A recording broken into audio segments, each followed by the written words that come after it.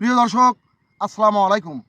দর্শক, আমি বর্তমানে আছি একটি মরিচ ক্ষেতে। আমি ইতিপূর্বে আপনাদেরকে দেখিয়েছিলাম মরিচ ও আলু সমন্বিত একটি ক্ষেত। এখন আছি বর্তমানে মরিচ ক্ষেতে।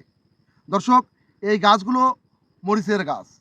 এই গাছগুলো খুব পরিচর্যা করছে এখানকার জমির মালিক। অগাছাগুলো তুলে ফেলেছে।